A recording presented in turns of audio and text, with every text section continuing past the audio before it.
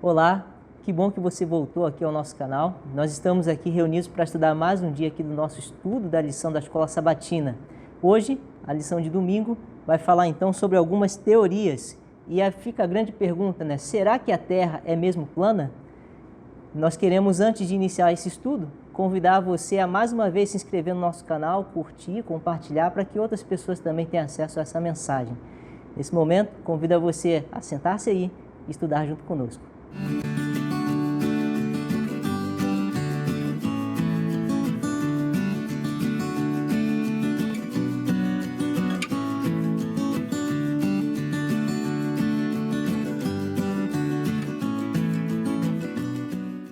Muito bem, lembramos a você também que nessa semana, especialmente, temos aqui o nosso convidado, o pastor Jefferson.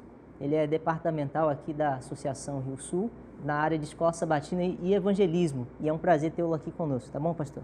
A gente vai iniciar então esse estudo fazendo a nossa oração. Feche os olhos. Santo e bondoso Deus, pedimos mais uma vez a Tua iluminação para que nós possamos entender a Tua palavra. Nos ajude, Pai, a aprendermos qual é a Tua vontade para a nossa vida. Isso rogamos em nome de Jesus. Amém. Amém.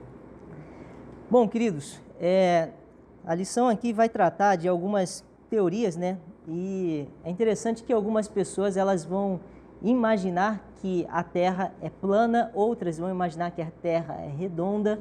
Mas será que a Bíblia fala realmente sobre isso? O pastor Ricardo, que está aqui ao meu lado, tem alguns textos que a gente lê na Bíblia que nos dá a impressão de que a Terra tem cantos, como se fosse uma forma quadrilátera, né? Quais são esses textos? Como é que a gente pode entender melhor? Ok. Bem, eu separei dois textos aqui que penso eu ser já o suficiente para o argumento acerca da ideia da Terra quadrada, não é verdade? O primeiro é o livro de Apocalipse, capítulo 7, verso 1. Então, acompanhe você, por favor, abrir sua Bíblia no livro de Apocalipse, no capítulo 7, verso 1. Aqui, pastor Lucas. E diz assim: depois disto, vi 4 anjos em pé nos 4 cantos da terra, conservando seguros os 4 ventos da terra, para que nenhum vento soprasse sobre a terra, nem sobre o mar, nem sobre árvore alguma. O capítulo 7 de Apocalipse, interessante porque ele está dentro de um contexto aqui de juízo, ok? E essa expressão, 4 cantos, né, os 4 ventos, né, segurando os 4 cantos da terra, não traz para nós a ideia de formato, mas está falando para nós da ideia da dimensão, de geografia, está dizendo sobre o planeta como um todo. Não está ali afirmando que a Terra ela é quadrada, mas é uma linguagem para dizer que está vindo das regiões da Terra. Os pontos cardeais, norte, sul, leste e oeste, a ideia de totalidade, né, do planeta Terra como um todo. Então, não é um texto que está aqui para provar de que a Terra ela é quadrada. Não. Tanto é que nós temos um outro verso que está no livro de Ezequiel. Então, eu convido você, por favor, Ezequiel, capítulo 7. Ezequiel, capítulo 7, verso 2, diz assim: ó tu, filho do homem, assim diz o Senhor Deus acerca da terra de Israel, haverá fim. O fim vem sobre os 4 cantos da terra. Novamente, uma linguagem geográfica, uma linguagem para dizer que de toda a totalidade do planeta vai vir o fim. Então, nós não temos aqui um texto para provar que a Terra é quadrada, mas está falando de um aspecto geográfico, os cantos, ok? Das partes, está vindo das partes da Terra. Entendi. Pastor Jefferson, já que esses textos, como o Ricardo está dizendo aqui, eles não provam que a Terra é quadrada, como que a gente pode entender, então, essa linguagem? Ela expressa de que maneira? É interessante essa pergunta, pastor Lucas. Você sabe, meu amigo e minha amiga, que quando a gente lê a Bíblia não é um livro que se preocupa em escrever detalhes por detalhes de forma científica. Não é assim. O propósito do autor bíblico é ele explicar o que ele está vendo. E ele explica de acordo com a visão que ele tem de mundo. Josué ele chega a dizer no livro de Josué que o sol parou. Nós sabemos hoje que o sol não parou. Na verdade, o que aconteceu ali, com certeza, foi a terra que parou seu movimento. Mas a visão que o Josué estava tendo naquele momento parecia com um sol parando. Você já foi criança, eu também. Você sabe quando a gente era bem pequenininho, a gente olhava para o céu assim e olhava para as nuvens se movimentando, por exemplo, Nós tínhamos uma outra visão, imaginávamos que a terra que estava se movendo naquele momento, mas era o vento mexendo as nuvens. Então é muito natural isso, é o que o ser humano está observando naquele momento. Eu costumo dizer para as pessoas, por exemplo, assim, bom, eu vou dar uma saidinha, vou dar uma volta e depois eu volto. Bom, não estou querendo dizer que eu fiquei dando uma volta no quarteirão da minha casa. Andando em círculo, ou né? andando em círculos, mas na verdade foi uma forma de expressão.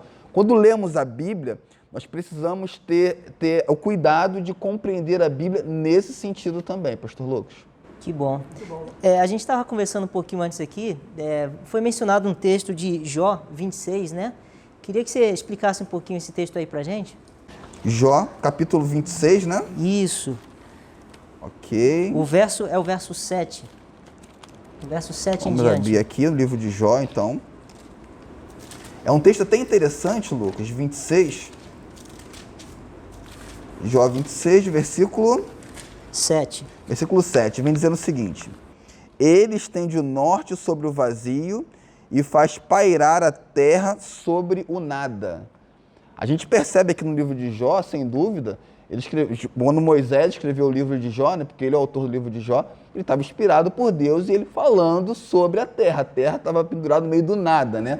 Obviamente uma visão bem clara. Só que aqui ele não expressa nada com relação à circunferência da Terra, se ela é redonda, se ela é quadrada, se tem alguma aparência assim. Mas o que ele deixa claro ali é onde a Terra está, no espaço, na verdade, né? Eu acho interessante esse texto porque mostra a inspiração de Moisés, no caso, recebendo a inspiração de Deus e colocando na Bíblia o que Deus entendia do universo, que ele entende como autor do universo. Perfeito. E eu acho que o que pode causar confusão para muitas pessoas é justamente o verso 10 desse texto, que diz assim, ó, que ele traçou um círculo à superfície das águas até aos confins da luz e das trevas.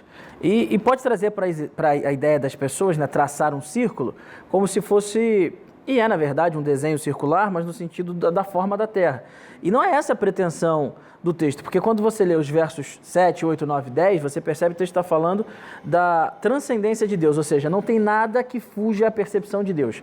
Ninguém pode se esconder, porque foi Ele que estendeu o céu, foi Ele que desenhou o horizonte, foi Ele que colocou limite nas águas, essa é a ideia. Deus traçou o limite das águas até onde o sol e a lua se escondem. E é interessante, pastor, porque o senhor realmente colocou a questão da fenomenologia, esse é o termo técnico. As pessoas olhavam para o horizonte na antiguidade, o horizonte tem esse formato arredondado, e quando o sol se põe, não sei se vocês já tiveram o privilégio de ver um pôr do sol na praia, quando ele se põe, ele se esconde e a lua sobe. Então essa é a ideia do autor quando está descrevendo esse texto. Ele não está afirmando que a Terra é esférica, cilíndrica, quadrada, formada de pizza, ele só está descrevendo aquilo que ele percebe. E assim como os terraplanistas não podem usar aqueles textos para provar que a Terra é plana, nós também não podemos usá-lo para provar que a Terra é esférica. Mas nós temos a percepção de que Deus é o Criador de todas as coisas e o texto não tem essa pretensão de explicar qual é o formato da Terra.